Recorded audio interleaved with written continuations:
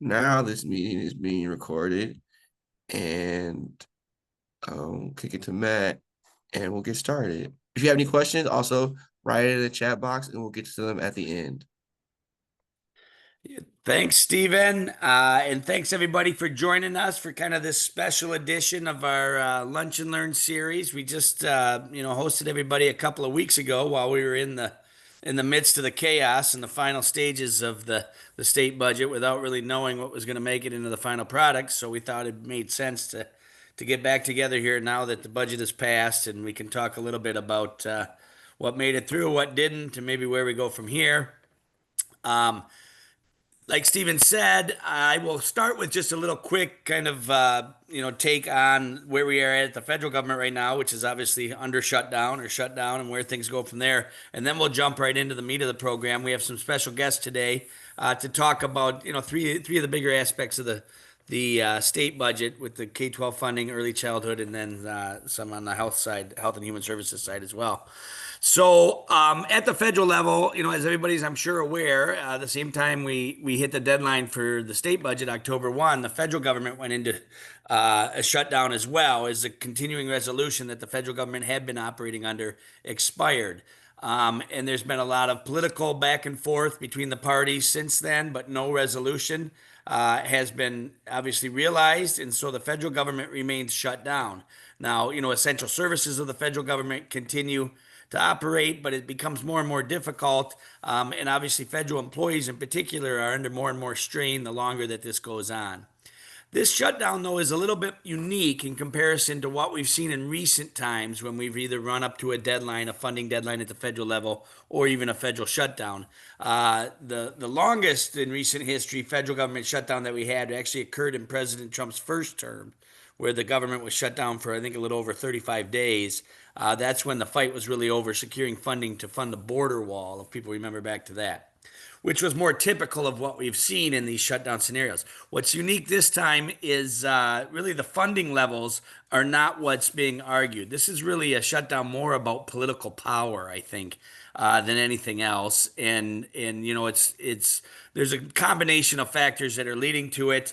Certainly, the Democrats in Congress recognize that this is one of the few opportunities they have to exert some leverage, as any sort of resolution or any sort of funding bills to reopen the government require 60 votes in the Senate. And so that gives the Democrats some leverage to be a part of these negotiations. Something that they really didn't have any, when we talked about the reconciliation bill back in the spring and early summer and these other fights. And so there's certainly been a lot of focus and interest from, especially kind of the Democratic base, for their leaders to and desire for their leaders to kind of stand up and push back and fight against many of the things that the Trump administration and the Republicans in Congress have been pursuing. They've really focused their messaging and their efforts around health care and the challenges to health care that are being exacerbated by both the reconciliation bill and some of the other things that the Republicans are pushing.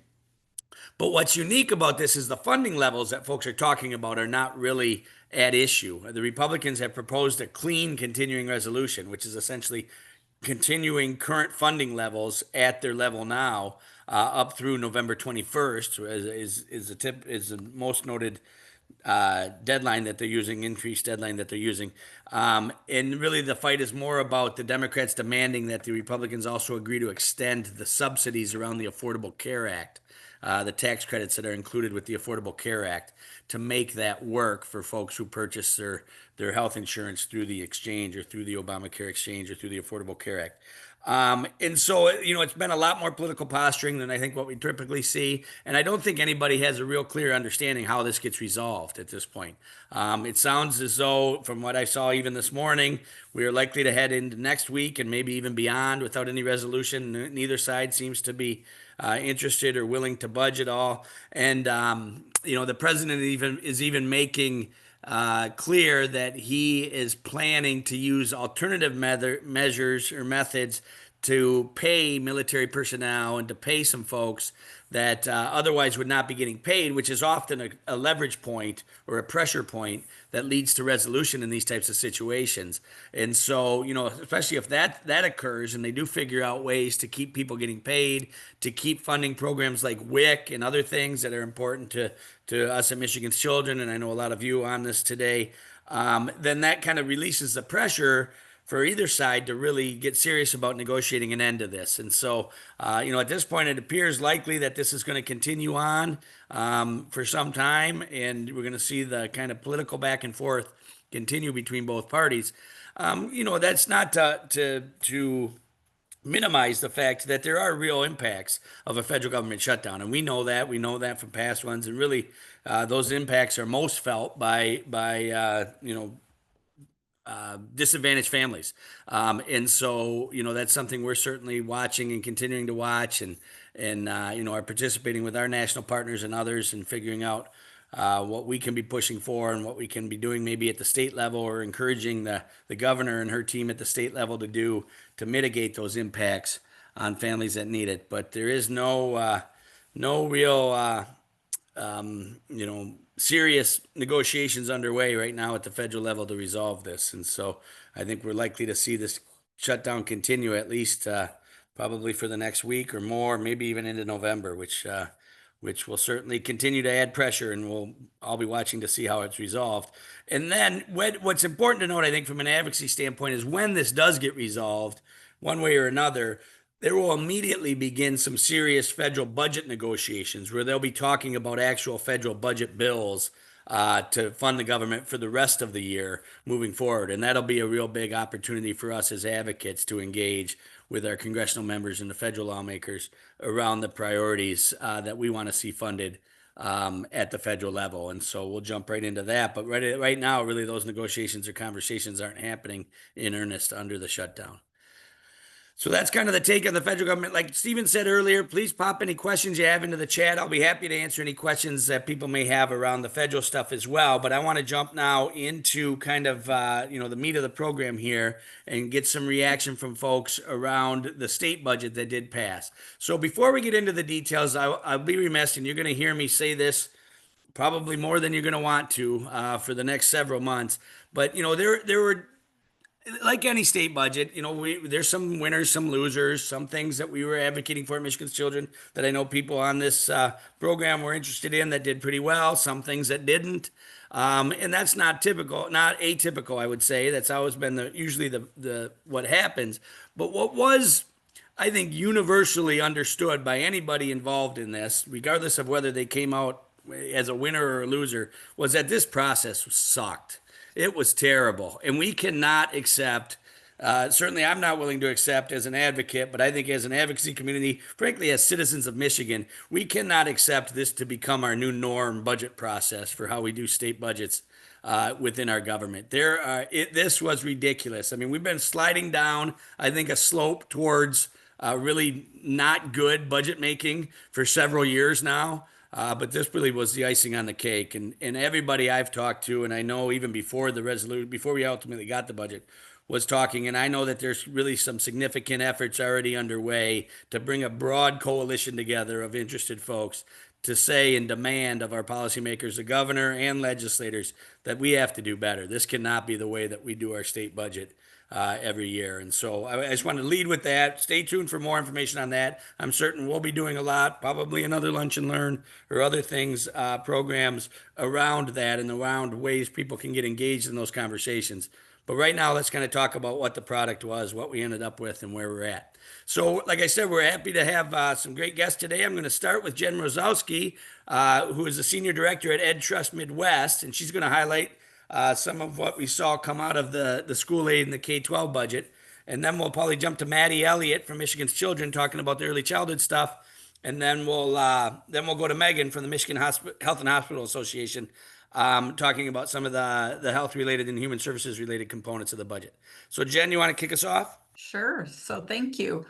I will start by saying I would be totally remiss if I did not acknowledge what you said about the very tough federal landscape. And our organization is obviously highly concerned about not only the ongoing impact of the shutdown and it's the impact particularly on students who are underserved in the many areas, but also what the conversation could mean moving forward. So as we move into talking about the state budget, I just wanted to re-acknowledge that we're still in this very concerning period federally. That said, amid this super tough budget cycle that you talked about, Matt, and very massive federal uncertainty for our nation's schools, Michigan policymakers did indeed take an important step, while not a perfect budget, as we know, by investing more in students who are underserved. And that's something that's very important to our organization and certainly you and a number of the advocates that we work with. So just to summarize some of what happened, the FY26 budget recognized that all students deserve access to public education, but some students need more support to reach their full academic potential. And that's something that we've seen policymakers in actually a bipartisan group of policymakers rally around over the course of the last several years. Importantly, though, the budget invested more dollars for students from low-income backgrounds by increasing the Opportunity Index by 25%. That represented about a $260 million increase, bringing the total to about $1.3 billion. And as we know, the Opportunity Index provides needed additional support for public school students living in districts with high concentrations of poverty. It also invested 25% more, a 25% increase in English learner students. That's also a group that we know has been long underserved, representing a $12.5 million increase, bringing the total to about $63 million. We also saw increases for special education, a $205 million increase. And while we know a lot more work needs to be done in this area, we will soon see indeed recommendations coming through the new Michigan Special Education Finance Reform Blueprint that'll be presented to the legislature presumably later this month. That increase in that acknowledgement that students with disabilities need additional funding and districts need more to reimburse for the critical services was an important acknowledgement in the budget. We also saw an advocacy point for us, an additional $10 million for letters training, which provides professional development for teachers based on the science of reading. That was another significant advocacy point of our organization, especially as the legislature recently passed last year the Reading for All legislation. That letters training will help and will be critical to equipping teachers to become stronger teachers, empowering them in teaching the science of reading. So we're happy to see that embedded in the budget also. Again, those are just some of the highlights. I can go over some additional highlights, but we know that these investments come at a super critical time as Michigan continues to lag leading states, especially for performance for underserved students, students from low-income backgrounds, Black and Latino students, English learners. And that being said, we're encouraged that the legislature has been recognizing that need and coming together to build upon the work to transform our school funding system and create a fairer school funding system that meets the needs of all students. There's a lot more work we know to do to ensure opportunity for all, but this budget, again, while not perfect, acknowledges that those needs are significant, and it made an effort toward that. So with that, I'd be happy to turn it over to Maddie from Michigan. Thanks, Jen. Actually, just before Maddie, before you jump in, we had a little challenge with the chat at the beginning, but it's open now. So as Steven said, if you could pop in your name and an organization, if you would, in the chat, and then feel free to put the questions either in the chat or in the Q&A box. We'll be monitoring both. And the one thing I'll just, Jen, that was great, and you're right. We're obviously very excited that Michigan's Children is being a part of MPAO and working closely with Ed Trust about the focus on the Opportunity Index and English language learners and others. And just kind of from a big picture standpoint, if people remember, there was a huge difference early on in this process between the governor and the Senate's school aid budget and the House's school aid budget. The House really kind of upset the apple cart when they put out their school aid budget that kind of rolled up almost all of the categoricals and just really put all that money into an increased foundation allowance or per pupil foundation allowance.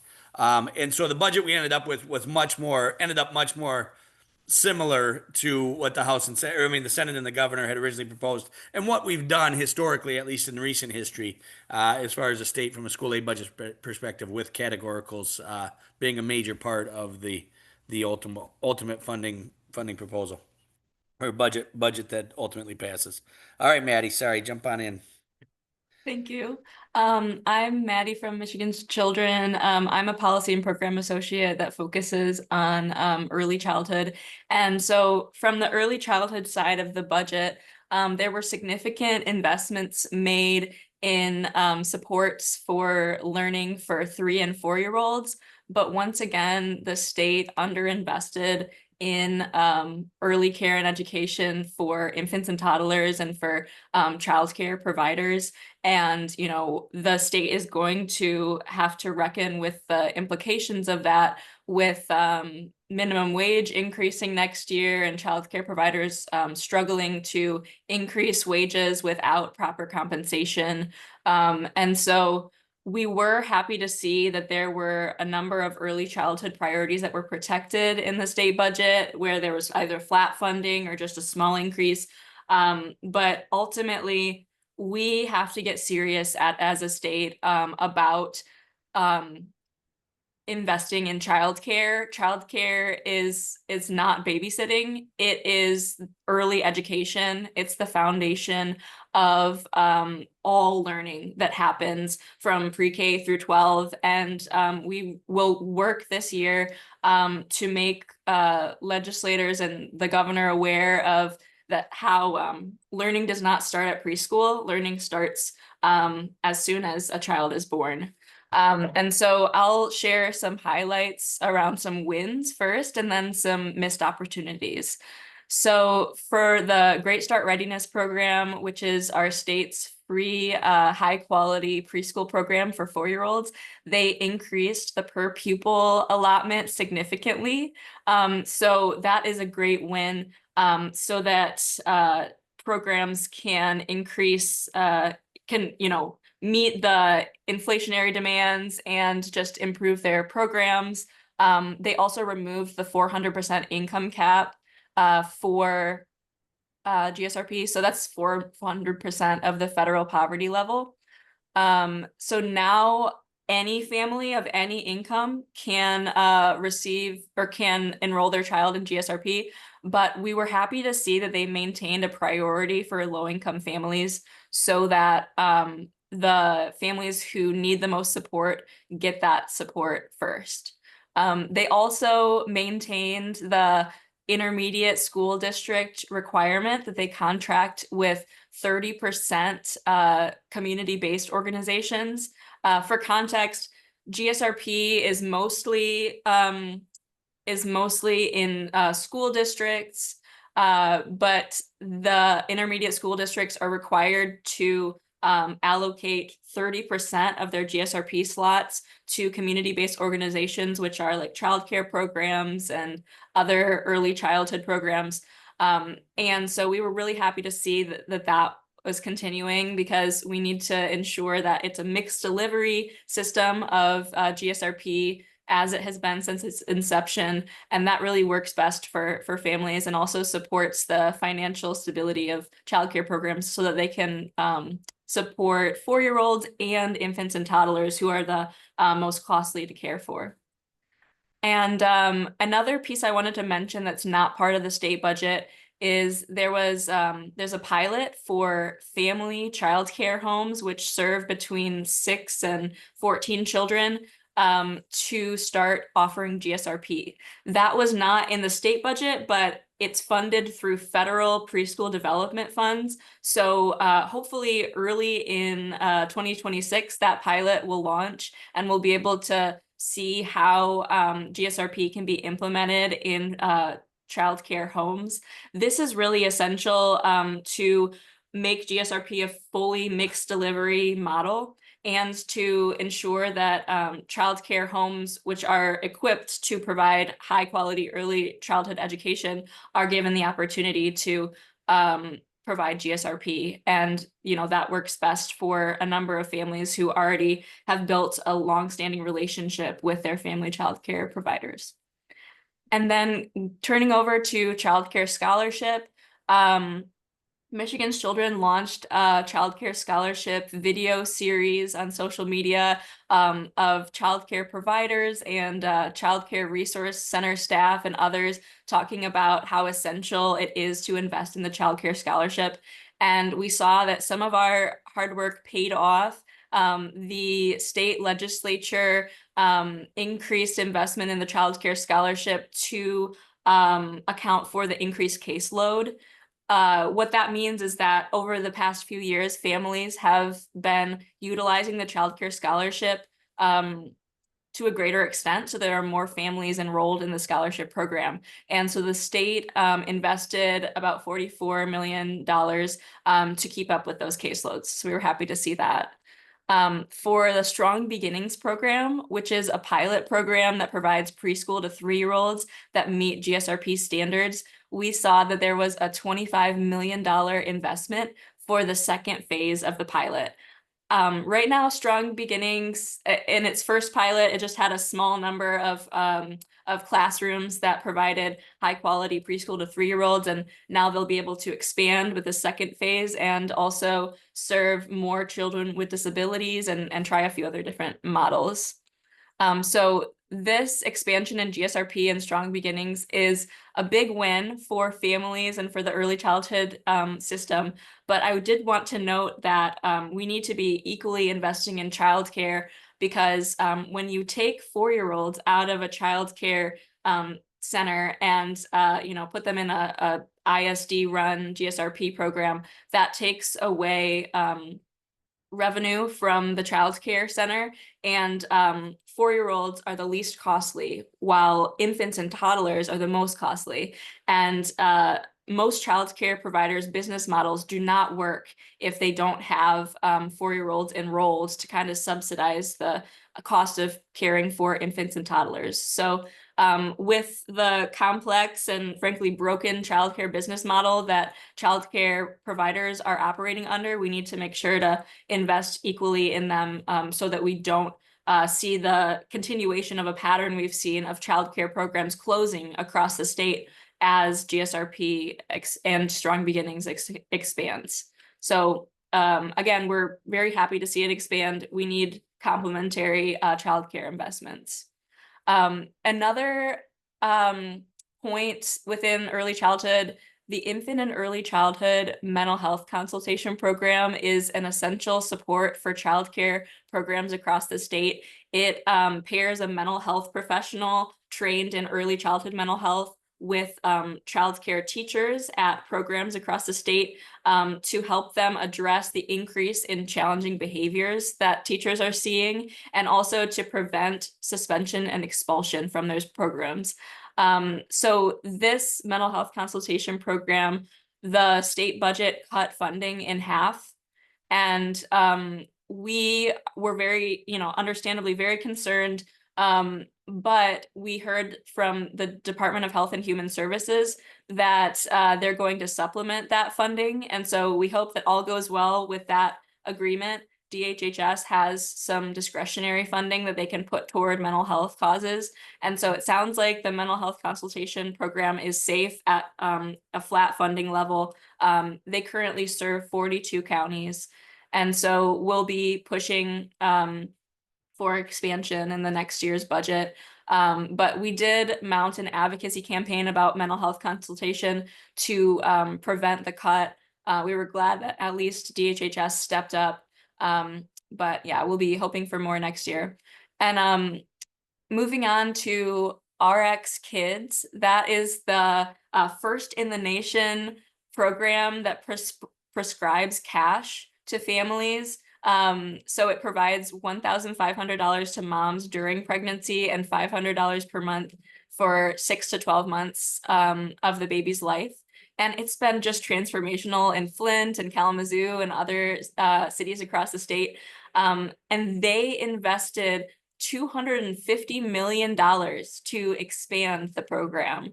And the Detroit News reported that the funding will help to provide this cash assistance to about 30,000 babies per year.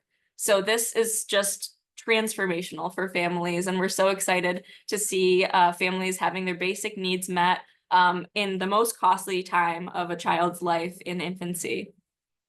And moving on to what I think we may have touched on before, 32P of the School Aid Act funds Great Start collaboratives and family coalitions, which are county level bodies that increase access to early childhood services for families. They also provide literacy support for families. They put books in the hands of families, and they also ensure that systems for county level systems are improving every year to better serve families.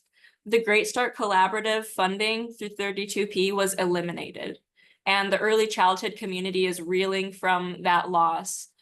We will be checking in with MESA, which is the Michigan Association for Intermediate School Administrators.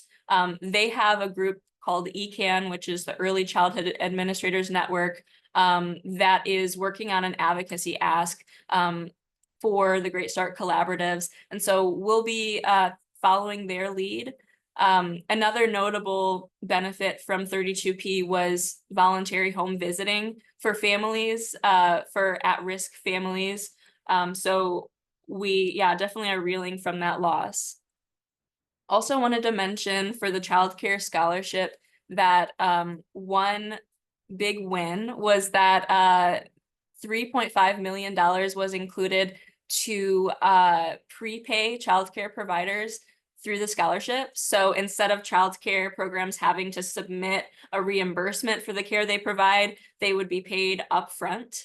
But we'll have to see what MyLeap can do with $3.5 million because they initially were asking for $50 million. So we'll wait and see how that rolls out. Another piece is that for the childcare scholarship, they proposed contracts, which would mean that the MyLeap department would contract with childcare programs for, say, like 10 or 20 childcare slots. And that is a really stable model that a number of states have employed. Actually, most states have employed. And it increases access to childcare for families. And it also stabilizes the finances of childcare programs because they know that they have that funding ahead of time, or no, they know that they have that funding, and the funding doesn't leave when the family leaves their program. So contracts, to our knowledge, were not included in the budget, despite the fact that the state implemented an infant toddler quality pilot last year that was wildly successful in recruiting and retaining staff and increasing wages for staff and also increasing access to care for families. So we'll be following up on contracts. And finally, for childcare scholarship rates, that's the rate that the state pays childcare programs for providing care through the scholarship. Those rates remain stagnant, which was a huge loss considering that the current rates do not actually meet the true cost of providing high quality childcare and paying their staff a living wage.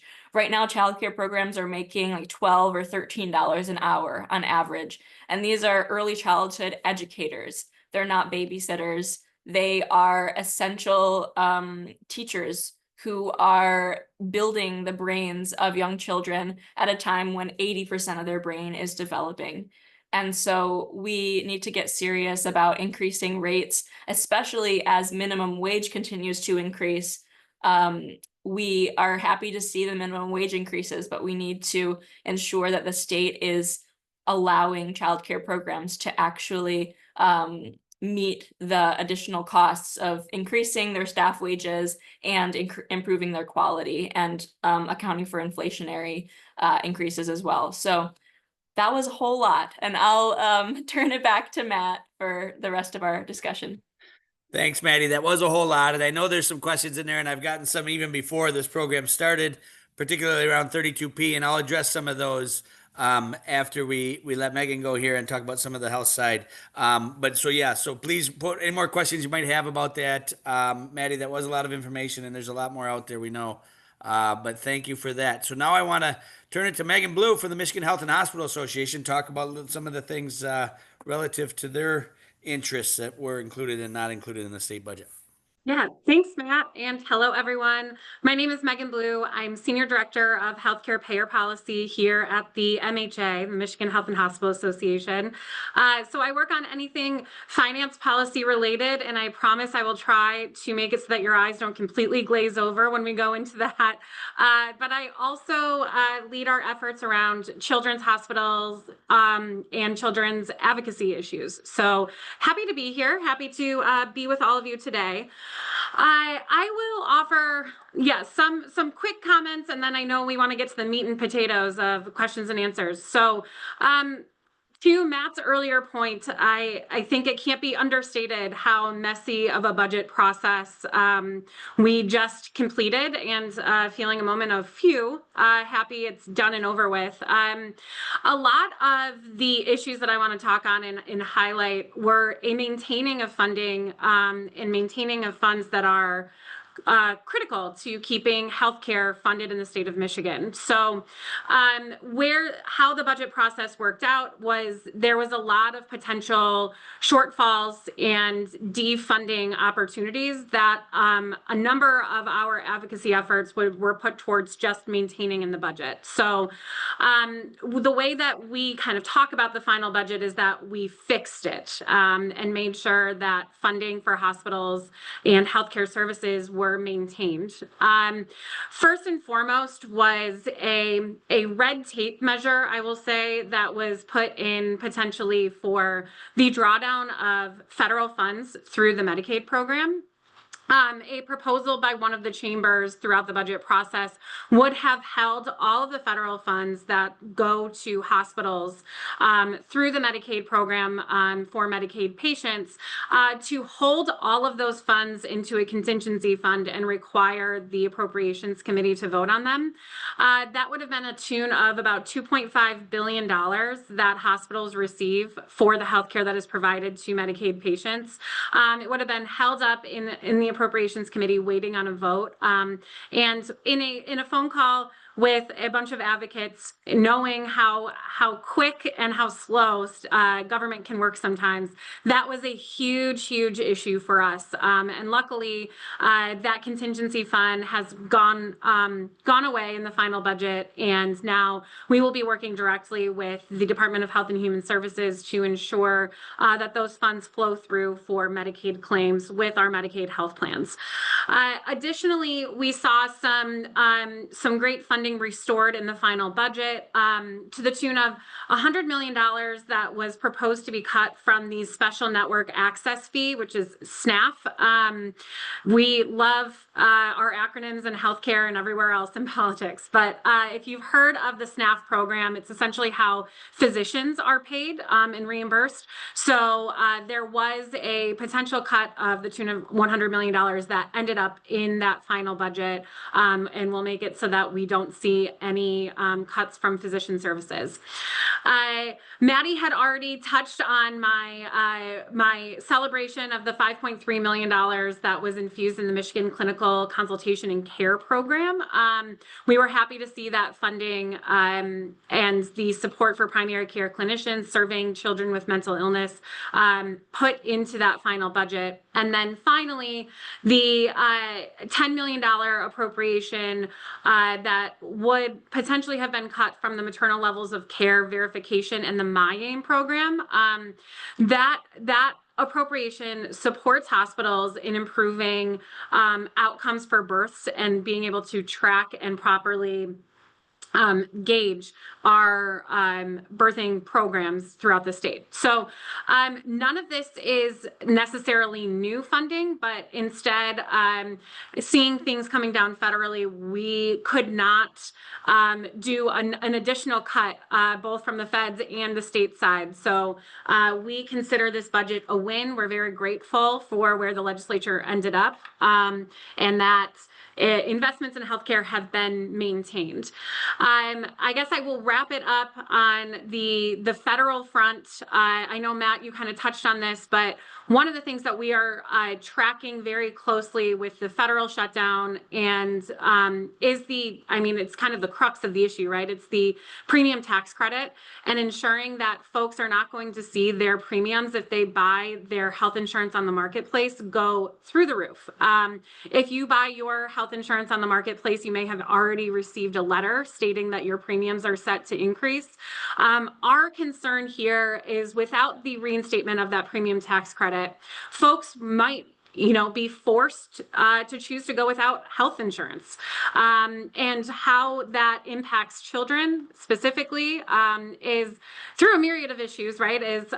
But if a parent doesn't have healthcare coverage, the chance that they will go without or not take their child to the doctor is so much higher. It's exponentially higher. And so we're concerned on just children's access to care, adults' access to care, but also people get sick. And if you have to go without your health insurance, you will still need to receive your care through the emergency room when things get really bad. And the last thing that we want to do is put someone on the line for a large healthcare bill because they were forced to go without. So the hospital then usually takes that as uncompensated care, and that a skyrocket of those situations will create a really difficult financial situation for hospitals where we don't want to be considering if we need to close down units or specialty services because of financial shortfalls due to folks without coverage and folks foregoing their health care. So that I'm trying to find silver linings. I feel like a lot of these webinars turn into like doom and gloom. So happy that the state budget is done and has maintained healthcare funding. And the hope is that Congress can come to a solution to the premium tax credit and folks' premiums will not go through the roof. So I will stop there. Thank you all for having me. Thank you, Megan. And thanks again, all three of you, Jen, Maddie, and Megan, for that. Obviously, there's a ton, right, in this. I mean, it's an $85 billion state budget. We're highlighting some of the things that we know are important, but there's obviously a lot more to this. And so I'm going to, and like I said in the beginning, I mean, this is like every budget. There's missed opportunities and there's good things that we're excited about. I'm going to highlight 4 other missed opportunities that I know are important to folks that we just haven't covered yet quickly, and then we'll get into some of the questions that I know folks have. So there's really 4 areas that I want to focus on that where we didn't get to what we'd like to see. First and foremost, the Children's Trust of Michigan is really the only funder of primary child abuse prevention programs statewide. They have historically been woefully underfunded to begin with, but did not see that funding continue in the state budget. Even that little bit that they have been getting. And so that's a real area of concern for us moving forward is the state really has to get serious and get real about what we're doing to fund primary child abuse prevention in Michigan. A second thing is Autism Navigators. This has been a very successful program where we've had funding, a relatively small amount of funding, $2 million for the last couple of years for Autism Navigators to help families navigate through the system of what is available for them if they have a child diagnosed with autism. This funding was cut from the budget as well. And then also both, primarily from the Senate and the governor, but in different versions of the budget as this was being negotiated, there were some cool things included around kinship care and really around foster care, kids and youth in foster care. And many of those got eliminated from the final budget as well. And so we did not see nearly enough focus or priority on either supporting kinship families and on supporting young people in and aging out of the foster care system. So those are four areas in particular where we really think there were some missed opportunities, and that we'll certainly be continuing to beat the drum on as we move forward. And one other thing, I guess, is I'll kind of lead into the questions with is, as is typical when the state budget is completed and as we enter the new fiscal year like we now have, there is already talk and hopes and other things around a supplemental, which is, another opportunity for the legislature and the governor to agree to some additional funding measures for some of these programs or some other programs that were not included in the final budget that ultimately passed. So there are efforts underway. I know there's certainly interest in this from a lot of groups, and I'm sure some of the questions that we're about to talk about and folks interested in those are included in that. I will say this, this is a challenging political environment. That was what led us to this debacle of a state budget process that we had with shared government, with the Republicans in control of the House and Democrats controlling the Senate and the governor's office. That makes it much more difficult to successfully pass and negotiate a supplemental spending bill as we move forward. I'm not saying it's off the table, but it's going to be challenging as we move forward in getting support from both legislative chambers and the governor around a supplemental. All right, I know some people have popped some questions into the chat. I know, like I said, I had a number of questions even before this around 32P in particular that I want to address a little bit from my perspective. So Maddie indicated 32P, not just the GSC funding, but 32P itself was eliminated. So 32P is a categorical. That's just the section and the line item in the section of the categorical. So we number these categoricals is how we label them. 32P is one that we called the Early Childhood Block Grant is what it's been referred to, but it's 32P. So as I indicated earlier, the House budget that originally passed on school aid rolled up almost all of the categoricals and just pushed money into the foundation allowance. We ended up with a version of the budget that was much more similar to what we've seen in past years that included a number of categoricals. Unfortunately, one of them that did not make it, that was eliminated, was 32P. And so that includes funding for Great Start Collaboratives, as well as some other things. The home visiting programs, there was some Dolly Parton Library money, I think, in there, and some other things included as well. And so that's obviously a big frustration for a lot of us that are interested in early childhood issues or focused on early childhood issues. And I know locally for Great Start Collaboratives themselves, obviously. And I know that this is being addressed in different ways by ISDs where the Great Start Collaboratives are housed. And I think that I want to push back a little bit on this. I'm hearing from a couple of different folks that legislators are indicating that an increase in the ISD's overall funding was meant to support and allow them to continue to fund GSCs, and that certainly, I guess, technically could be true. I mean, ISDs have operational money that they can choose to do things with, and continuing to fund their Great Start Collaborative could be one of the things that they choose to do that. But the reality is there was funding up until this year specifically designated for Great Start Collaboratives that was going to ISDs, and that was cut. So this notion from legislators saying, oh no, we rolled that money up into the foundation allowance I'm not buying it. I think it's crap. And also, we're hearing not just on this issue, but on a number of issues, direct, responses from legislative offices that they didn't realize that this got cut, or they didn't realize that program got cut, or that program wasn't funded at the level that it previously was, and other things. That's also crap. I mean, their job is to vote on the budget bill for the state for the next year. And so if they didn't know what was in it, shame on them. And if the process led them to a situation where they were forced to vote without knowing what was in it, shame on them again. I mean, they're the ones who ultimately control the process and how this plays out. So I just want to caution folks on buying into, a lot of what we're seeing as excuses come out of legislative offices as, the fallout of this starts to become clear for folks. And so I am not of the ilk to have pity on these folks for, that claim that they don't know what was in the budget. I will say this. I think one of, if not the most important thing that any individual legislator does every year is pass the state budget, the budget that keeps our government funded and prioritizes what we spend our state money and resources on. And so either not knowing or making some excuses about it, really, I have a hard time with, I guess. So I'll say this about 32P. So like I said, there was some increased funding, operational funding for ISDs. I know ISDs are going to now have to make difficult decisions on what they're going to do with Great Start Collaboratives, as well as the other things that were included in 32P that they may have had funding for, and they may have operating it within their ISDs. And so, it's a difficult situation.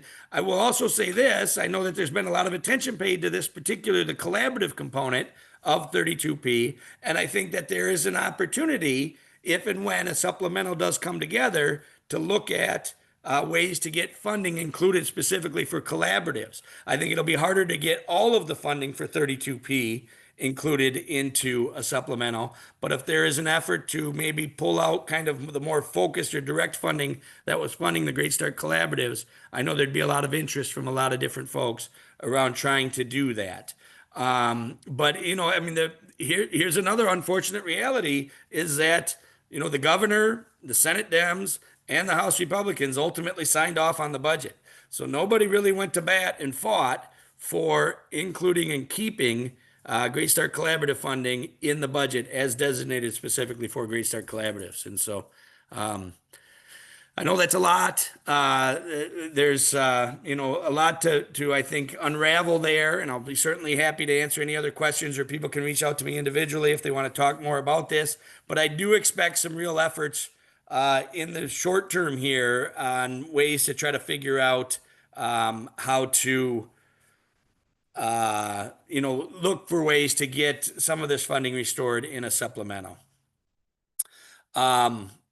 Other questions. So universal school meals I see in the chat as well. Yes, this was a big issue. Obviously one that drew a lot of political attention leading up to the deadline, as school districts were forced to make difficult decisions around what they were doing about their breakfast and lunch programs as the school year started without knowing whether that program would be funded. This was a big win. This was a big win when we implemented it a couple of years ago, and it's proven extremely successful. And every school district will tell you that in eliminating stigma and a lot of other things that went with our former system of how we designated who was eligible for free and reduced lunch and everything else. And so this is a real positive. This became a real hot button issue in a lot of communities around the state. And I think it really, more than anything, was an example of the challenges for school districts in particular when they have to start a school year not knowing what their state budget is going to be.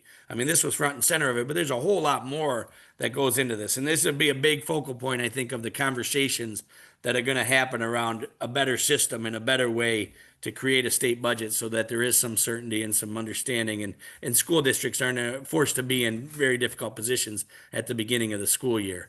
But this is a big deal. This is a good thing that has been a huge benefit to many families, obviously, around the state, and something that Michigan's Children was certainly a big part of, and there's a big coalition around to keep this funding. Other questions that we saw, Stephen or Maddie, have you been monitoring the chat or the Q&A? Yes, we have a question. Could the increase for GSRP support smaller classroom enrollments? Maddie, you want to tackle that? Yeah, I'll have to look into that. I didn't see it when I was reviewing the budget, but I'll follow up on that and let you know. Yeah, my short answer, sorry, I had to let the dogs out there, real quickly would be yes. I think there was some language change around the GSRP boilerplate language as well that was meant to give more flexibility, I think, to MyLeap in how they administer overall the program. And so, and then also I think that will result in more, in presumably, I guess, that would result in more flexibility at the local level for districts to decide kind of how they administer and run the program as well. So in that sense, I would believe that increased funding would allow for districts, if they wish, and if MyLeap wants to make it a priority, to prioritize smaller classrooms. Other questions folks have right now, or anything else to add, Jen or Maddie or Megan, that I would just add, and sorry, I missed some of the questions when my computer forced a restart a little while ago. I would add that in addition to the conversation about the supplemental, we're so far along in the process that we're about to dive right into advocacy priorities for next year. So for advocates on the line, we should start thinking right now about the key things that we are going to ask our policymakers for in ways to get those front and center, including, really doing the work to transform Michigan school funding system. And there's a lot to do with that. Again, we're celebrating some of the wins, but know that there were a lot of losses as well. And there's a lot of work left to do. Yes, no, I agree. And I think that's another unfortunate, I'd say, side effect, right, of this budget process playing out as long as it did and getting extended even into the fiscal years. And I know for a while, Michigan's Children, we're meeting with the governor's team, I think next week or in 2 weeks to already talk about the next budget and what we want to see, what we'd like to see them focus on and prioritize. And so, yes, I mean, that process starts already. And I think you add in this prospect around a potential supplemental. And we're just, there's no off season here, unfortunately, when the process plays out like this in state budgeting, which isn't necessarily an exciting prospect for for those of us in the advocacy world. So yes, that's really one other thing I want to note, and I see a question about particularly about childcare providers in GSRP. Out of school time was another big winner in the school aid budget, $75 million for out of school time programs. This is something Michigan's Children has been really involved with MASP, the Michigan After School Partnership, around advocating for funding for. And I know that those RFPs are already going out now, and a lot of community providers are excited about the aspect or prospect of increased funding for their out of school time programs. And so this is something that's that really bumped Michigan up even at a national national rankings of where we are in supporting out of school time programs, which is good. So I see a question in here about what would you say to, I got to find it now, child care providers who apply to partner with their ISDs for GSRP services and are not having success. And this has been an ongoing thing that we've seen since the expansion of GSRP. We certainly, from Michigan's Children's standpoint, and I'm certain from the tone of your question, would hope that this kind of shift to more flexibility from MyLeap would allow them to implement new ways to incentivize or really and I don't want to say force, but really incentivize ISDs to work more closely with a broader range of childcare providers within their service area to offer GSRP. So, I think what you need to do is keep making sure your voices are heard. Keep, advocating with your legislators about the importance of GSRP expansion and GSRP being implemented in a way that supports local childcare, community-based childcare providers as well. They're certainly hearing it. I think we've had success when we are loud and make it clear that childcare providers need to be an important part of this conversation. I mean, to us, the positive idea around creation of MyLeap, frankly, and separating a lot of these things out from the Department of Education was specifically this, right? That we can have a better connection between childcare providers and the early learning community or the ISDs around pre-K programs and other things. And so we just need to, I think, continue to beat that drum and to continue to push both, folks at the administrative level within MyLeap, within the governor's team, as well as, the legislators as well, and locally at the ISD to continue to try to make that a priority. Maddie, anything I'm missing there? We have been working with the Michigan Childcare Provider Collective, which is a childcare provider-led advocacy group that has just popped up in the last year, and we're gaining some really great momentum as a collective. I'd encourage you to join. We have an advocacy committee that will start having regular meetings with providers to advance our advocacy priorities, to push for increased childcare scholarship rates, to push for changes to make it easier for childcare programs to provide GSRP and mitigate challenges that are happening with ISD approval. So I definitely encourage you to do that, along with beating the drum by connecting with your lawmakers regularly, calling them, emailing them, setting up meetings with them to let them know that we need some changes to support childcare providers through GSRP.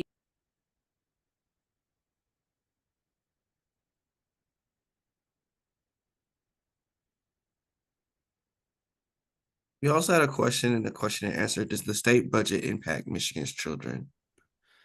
No, so we don't. Michigan's Children does not accept any public funds. We've, our entire organization has been built around that premise. We feel that that's important for us to be able to kind of call balls and strikes and be more free and telling people when they're doing a good job or a bad job. And so we are not in any way dependent upon any public funds. So no, I mean, obviously it impacts the work that we do and that we, the issues that we care about. We're out here fighting for it every day, but we don't get any public funding. So it doesn't impact us organizationally in that regard. Okay. And last question. I'm okay. trying to get a better clarification on a one-time payment I seen for childcare providers. I was unsure if this has something to do with the scholarships. Maddie, could you answer that question? We are not familiar with any pushes to provide a one-time payment for childcare providers. We'd love to connect with you, Letitia, if you're hearing something, but we didn't see anything come out of the budget. I see one other here about when MyLeap will have information needed for the GSRP related to the ISDs. I would hope soon. I know I was on an out of school time call this morning, and that RFP has already come out around this, this funding that was just increased in this budget. And so I would assume that MyLeap is working quickly on that. We actually have an early childhood advocates meeting tomorrow where we may have an opportunity to ask some folks from MyLeap on timing on that. And so reach out to us later in the week. We might have some more information about that. But I know these departments obviously are rifling through this and struggling to put all this together just like we are right now as well.